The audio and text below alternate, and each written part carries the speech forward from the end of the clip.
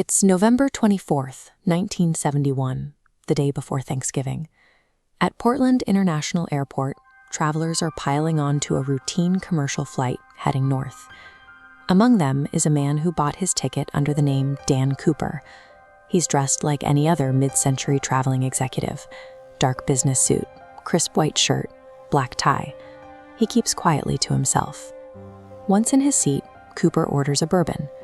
When the young flight attendant brings his drink, he politely slips her a folded piece of paper. She doesn't read it immediately. Assuming it's a typical businessman passing along his hotel room number, she tucks it unread into her pocket. He leans in and suggests she really ought to look at that note. By relying entirely on the predictable, trusting atmosphere of a 1970s cabin, he manages to launch a massive crime without alerting a single passenger. The message is short and direct. It tells her that he is carrying a bomb. The flight attendant asks to see it. Cooper calmly springs the latches on his briefcase, revealing a large battery, coiled wires, and neat rows of red cylindrical flares. He dictates a precise list of demands for the cockpit to relay to the ground: $200,000 in negotiable American currency and 4 parachutes. On the ground, authorities scramble. Gathering that volume of cash and sourcing military and civilian parachutes on a holiday weekend quickly turns into a logistical nightmare. But the specific request for 4 parachutes is what freezes the FBI. That number suggests he plans to take hostages with him.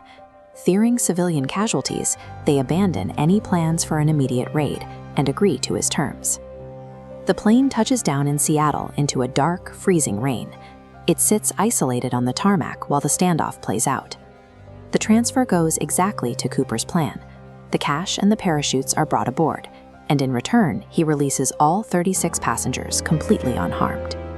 Throughout this entire process, his composure is eerie. He never raises his voice, never panics, and insists on paying his tab for the bourbon. With the passengers safe and ransom on board, Cooper orders the pilots back into the sky. On the tarmac, the FBI's containment tactics have a clear protocol. In the middle of a dark storm at 10,000 feet, those protocols cease to exist. The remaining crew take off into the night sky, flying directly into a heavy Pacific Northwest storm. It is now just them and the hijacker. This diagram shows his mechanical exploit. After forcing the crew into the cockpit, he manually overrides the Boeing 727's locks, lowering the aft staircase into the slipstream. Opening it causes violent depressurization. Freezing air rushes into the cabin, creating immense drag, rattling the entire airframe. Strapping the heavy ransom bag to his body, he walks down those stairs and simply steps off into the freezing black void. No one had ever considered turning a commercial passenger jet into a tactical jump platform.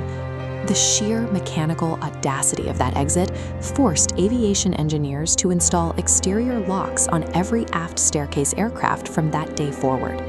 Hours later, the 727 touches down safely in Reno, Nevada.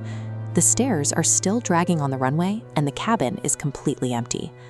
The federal government immediately launches an exhaustive manhunt. The FBI mobilizes thousands of personnel, troops and helicopters to scour the suspected drop zone. But the search grid covers some of the most unforgiving terrain in the country. Thousands of searchers pick through dense forests and jagged ravines for months, but the wilderness gives nothing back. No briefcase, no parachute, no man. 9 years pass. Then, in 1980, a young boy is digging in the sand along the banks of the Columbia River. He uncovers 3 bundles of heavily decayed $20 bills. When investigators run the serial numbers, they are a perfect match to the ransom money. Instead of solving the case, finding that cash creates new problems. Its location upstream from the supposed drop zone sparks intense, contradictory debates about his exact flight path and his odds of survival. Investigators remain split. Some argue the money washed downriver after he died violently on impact. Others insist he lived, that he escaped, and simply lost a fraction of his haul to the deep wilderness. Aside from those decaying bills, nothing else has ever surfaced.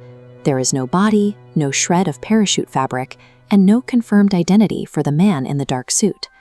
In the end, Cooper's legacy relies entirely on that lack of resolution. He stepped out of an airplane and vanished, leaving behind an empty space in American history that refuses to be filled.